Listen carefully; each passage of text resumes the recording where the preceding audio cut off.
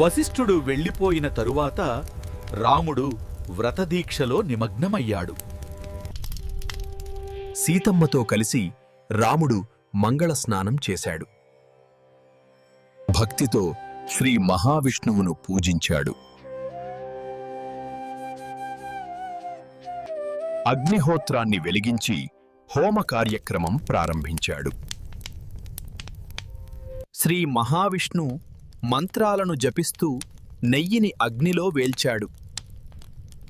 అగ్ని ప్రసాదమైన హవిస్సును స్వీకరించాడు. తరువాత సీతమ్మతో కలిసి దర్భాసనం మీద పడుకున్నాడు. తన మందిరాన్ని సర్వాంగ సుందరంగా అలంకరింపచేశాడు.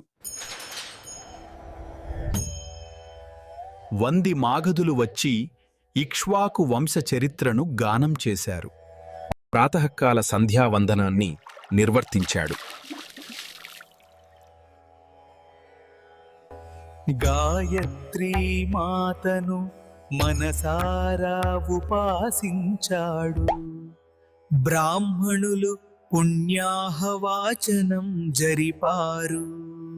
పట్టాభిషేకానికి రాముడు సిద్ధమయ్యాడు.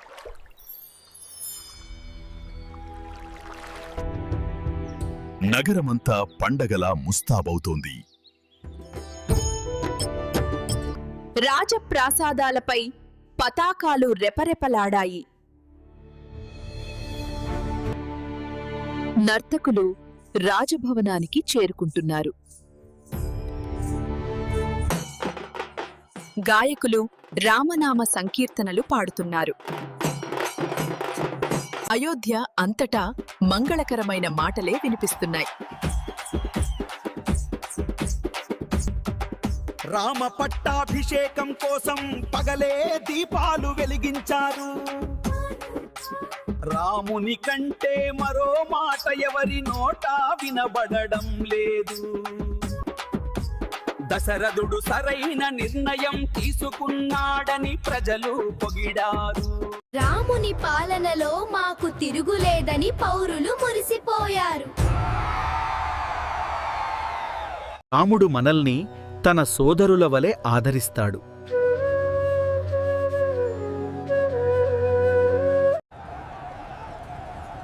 జానపదులు తండోపతండాలుగా అయోధ్యకు తరలివస్తున్నారు. అయోధ్యా నగరం జనసంద్రంగా మారింది. వారందరి ఘోష సముద్ర ఘోషను మరిపించింది. అయోధ్య ఇంద్రుని అమరావతిని తలపిస్తోంది. అదే సమయంలో ఆధ్యాత్మ రామాయణం ప్రకారం నారద మహర్షి శ్రీరాముని వద్దకు వచ్చాడు. ఓ రామా, నిన్ను బ్రహ్మదేవుడు పంపమన్నాడు. నీ తండ్రి పట్టాభిషేకం చేయాలని చూస్తున్నాడు. కాని నీ జననం రావణ సంహారం కొరకు కదా. నీవు రాజవైతే రాక్షస సంహారం మాటేమిటి? నీవు అవతరించిన కారణం మర్చిపోవద్దు. నారద మహర్షి, నాకు తెలియని విషయం ఏముంది? నేను ఆడిన మాట తప్పను. రాక్షస సంహారం చేస్తాను. రేపే దండకారణ్య ప్రయాణం. అరణ్యవాసం చేస్తాను. సీతాపహరణం మిషతో రావణుని అంతం చేస్తాను. ఇది సత్యం. నారదుడు సంతోషతో వెళ్ళిపోయాడు.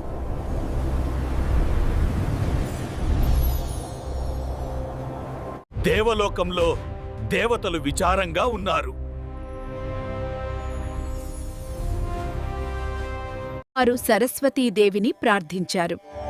అమ్మా, నీవు రామ పట్టాభిషేకానికి విఘ్నం కలిగించాలి. నేను ఇటువంటి పని చెయ్యాలా? అని దేవి చింతించింది. మా ఇది దేవకార్యము. నీకు ఎటువంటి దోషము అంటదు. రాముడు సుఖదుఖాలకు అతీతుడు. ఆయనకు ఏదీ అంటదు. సరస్వతీదేవి అయోధ్యకు పయనమైంది. ముందుగా మంథర వాక్కులో ప్రవేశించింది.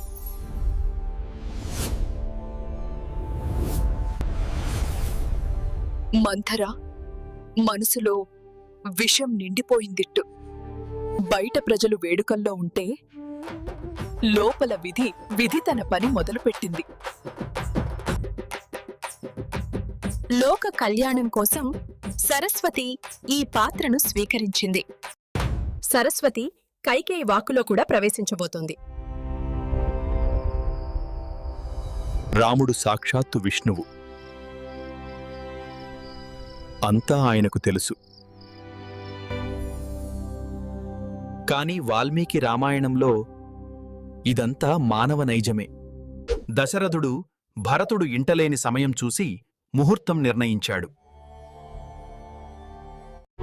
రాజకీయ వ్యూహంతో ఈ పట్టాభిషేకం నిర్ణయించబడింది. తండ్రిగారి నిర్ణయానికి రాముడు శిరసావహించాడు. ప్రజల హృదయాల్లో రాముడే ఏకైక రాజు. నా కల నెరవేరబోతోంది అనుకున్నాడు దశరథుడు. మంథర వినాశనానికి నాంది పలుకుతోంది. దేవ కార్యము కోసం సరస్వతి వాక్కు ప్రవేశించింది. సంతోషం వెనుక పెను విపత్తు పొంచి ఉంది. రాముడు అడవులకు వెళ్ళడానికి సిద్ధమవుతున్నాడు.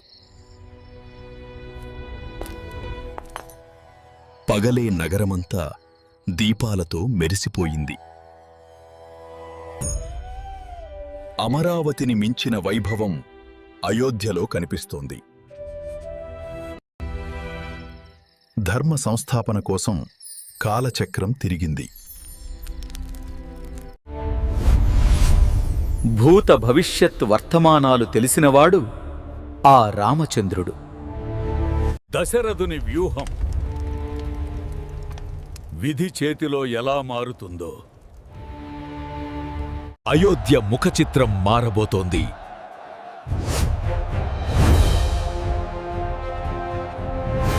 దేవరహస్యాలు, మానవ భావోద్వేగాలు కలగలిసిన కథ ఇది. శ్రీమద్ రామాయణము 6వ సర్గ సంపూర్ణము.